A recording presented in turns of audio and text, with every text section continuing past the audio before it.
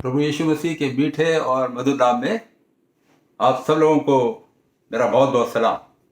मैं भी लॉकडाउन में, आप भी लॉकडाउन में, सारी दुनिया है लॉकडाउन में। लेकिन इस लॉकडाउन की हालत में हम किस तरीके से अपनी जिंदगी को और हमारा जो संबंध परमेश्वर से है उसको देखते हैं, ये बहुत ज़रूरी है। पुराने नियम के अंदर एक व्यक्ति जिसका नाम है यूसुफ, उसके बारे में आज हम कुछ नई बातें सीखने की कोशिश करेंगे। 39 अध्याय 19 से लेकर और 20 पद में ऐसा लिखा है, अपनी पत्नी की ये बातें सुनकर कि तेरे दास ने मुझसे ऐसा ऐसा काम किया, यूसुफ के स्वामी का क्रोध भड़का और यूसुफ के स्वामी ने उसको पकड़कर बंदी गृह में, जहां राजा के कैदी बंद थे, डलवा दिया। सो वो उस बंदी गृह में रहने लगा। 21 पद, पर यहोवा यूसुफ के संग संग रहा और उस पर करुणा की, और बंदी गृह के दरोगा के अनुग्रह की दृष्टि उस पर हुई। यहाँ पर यूसुफ की जिंदगी, यूसुफ का जीवन जो है एक लॉकडाउन में है। और बाइबल के जो स्कॉलर्स हैं, ज्ञाता हैं, उनमें से कुछ का मानना है कि शायद यूसुफ 2 साल जेल में रहा। कुछ लोगों का कहना है कि शायद वो 10 साल जेल में रहा। 10 साल रहा या 2 साल रहा, लेकिन उसकी ज़िंदगी का जो लॉकडाउन था वो बहुत लंबे समय का था। और उसके भाइयों ने जिसको पकड़ गड्ढे में डाल दिया था, वो उस गड्ढे में भी 3 दिन रहा। 37 अध्याय के दूसरे पद में हम इस तरीके से पढ़ते हैं। यहाँ पर लिखा है, याकूब के वंश का वृतांत ये है कि यूसुफ 17 वर्ष का होकर अपने भाइयों के संग भेड़ बकरियों को चराता था, और वह लड़का अपने पिता की पत्नी बिल्हा और जिल्पा के पुत्रों के संग रहा, और उनकी बुराइयों के समाचार अपने पिता के पास पहुंचाया करता था। तो जब यूसुफ की आयु लगभग 17 वर्ष है, तो उसके भाइयों ने उसका अपहरण किया, हाईजैक किया, पकड़ा, किडनैप किया और उसको वहां से ले गए। लॉकडाउन के उस समय में जब वो दुख से गुजर रहा है, तो उस पर परीक्षा आई, और उस परीक्षा से बाइबल में बताती है कि वो वहां से भागा। अपनी सारी परिस्थिति में यूसुफ ने परमेश्वर को बुरा भला नहीं कहा, उसने परमेश्वर को लान तान नहीं किया, उसने परमेश्वर के अस्तित्व को नहीं ललकारा, कुछ नहीं कहा, शांत रहा।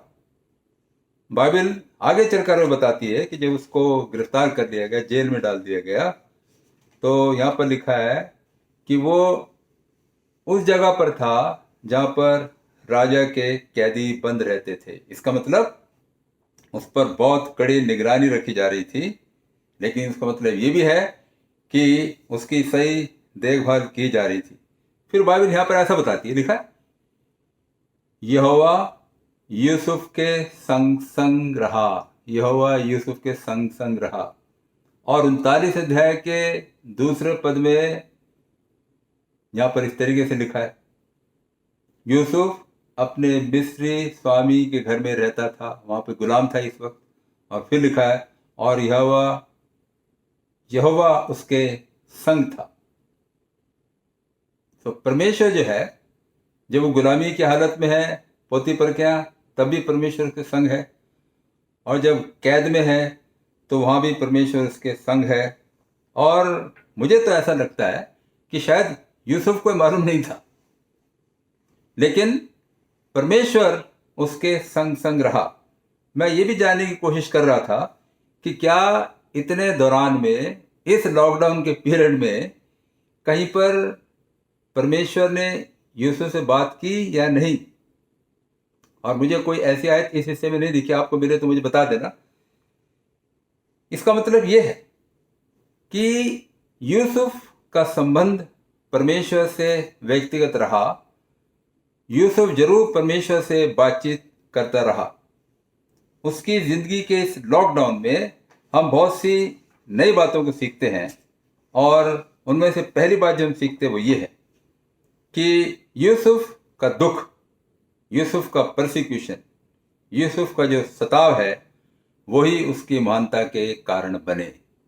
जब दुख में है, परेशानी में है, दिक्कत में है, जेल के अंदर है, कुछ भी नहीं किया तो भी वो जेल के अंदर है, लेकिन इन्हीं कारणों से उसकी ज़िंदगी के अंदर बढ़ोतरी हुई। दूसरी बात हम जो देखते हैं यूसुफ की ज़िंदगी में वो ये है कि यूसुफ ने अपने जीवन के सबसे खतरनाक समय में, सबसे ज़्यादा अंधकार में समय में भी दूसरे लोगों की सेवा की।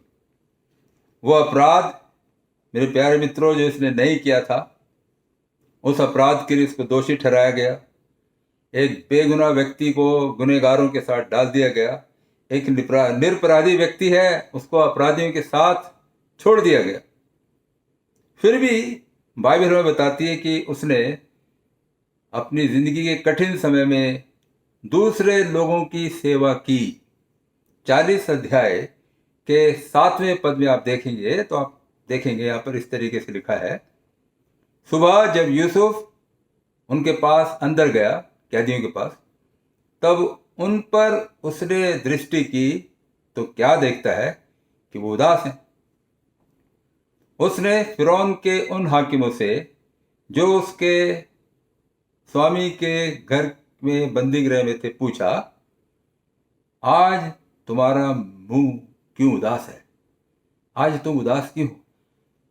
थोड़ी कल्पना कीजिए, जेल में पड़े हो आप, आपने कोई गुनाह नहीं किया, आपने कोई अपराध नहीं किया, और आपको जेल में डाल दिया गया, और जेल में आप सड़ रहे हो, परेशानी की हालत में हो। दूसरे लोगों की चिंता होगी? यूसुफ ने इन कैदियों से जाके पूछा, व्हाट हैपेंड? आज क्या हो गया? उदास क्यों हो? तो उसके मन के अंदर दूसरे लोगों की सेवा करने की प्रवृत्ति थी। और मैं शुरू बता चुका हूं आपको कि उसकी उम्र लगभग 17 साल है। अगर 10 साल भी जेल में रहा तो 27 साल टीन एज में पकड़ा गया, गिरफ्तार किया गया, जेल में भेज दिया गया, लंबे समय तक जेल में रहा, लेकिन ना तो उसने परमेश्वर की कोई निंदा की, ना ही दूसरे लोगों के लिए कुछ परेशानी पैदा की, बल्कि उनकी सेवा की। तीसरी बात जो उसकी ज़िंदगी में देखते हुए ये है कि यूसुफ ने ज़बरदस्ती अपनी योजना को पहला स्थान नहीं दिया, किसी तरीके से निकल कर भागने की कोशिश नहीं की। जब उसने पिलाने हारे के स्वप्न को बता दिया और उसको कहा कि मेरे भी याद करना, लेकिन वो उसको भूल गया। और 2 साल के बाद, 2 साल तक लगातार उसको जेल में रहना पड़ा। 2 साल के बाद जब उसको बाहर निकाला गया, वो सामने आता है, तो हम देखते हैं कि वो उसके लिए बिल्कुल सही समय था, बिल्कुल करेक्ट समय था, और सही समय पर वो बाहर आया, और किस तरीके से परमेश्वर ने उसको महानता दी। ये बात हम सीखते हैं यूसुफ की ज़िंदगी से लॉकडाउन में। मैं भी लॉकडाउन में, आप भी लॉकडाउन में, पूरी दुनिया लॉकडाउन में है। नज़रिया क्या है, दृष्टिकोण क्या है, हमारा पर्सपेक्टिव क्या है, किस तरीके से हम लोग देखते हैं। जब आप अपराधी नहीं हैं, आपने कोई गुनाह नहीं किया और आपको गुनहगार बता दिया गया, जो पोजीशन आपको मिलनी चाहिए थी वो आपको नहीं मिली, किसी और व्यक्ति को मिल गई। आपकी सैलरी बढ़नी चाहिए थी, नहीं बढ़ी। डेपुटेशन पे आपको जाना चाहिए था, आप नहीं गए, आपको नहीं भेजा गया। आपको आपकी ऑफिस की पोजीशन से हटा दिया गया जहां पर आप थे।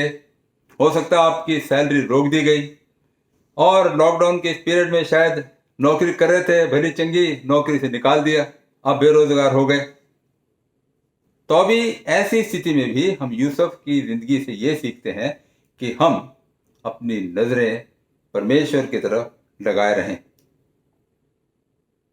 पता नहीं परमेश्वर ने यूसुफ से जेल खाने में बातचीत की कि नहीं, लेकिन मैं ऐसा सोचता हूं कि यूसुफ ने जरूर परमेश्वर से बातचीत की है। हम विश्वासी लोग इस दुनिया में लॉकडाउन की कठिन परिस्थिति से गुजर रहे हैं, अपनी आंखें, अपनी नजरें हम प्रभु यीशु मसीह की तरफ लगाए रहें। आज के माहौल में प्रभु यीशु मसीह मेरे लिए और आपके लिए वो व्यक्ति हैं जो आपकी मदद कर सकते हैं। इस लॉकडाउन में परमेश्वर आपको भी मदद करे और परमेश्वर मुझे भी मदद दे। God bless you.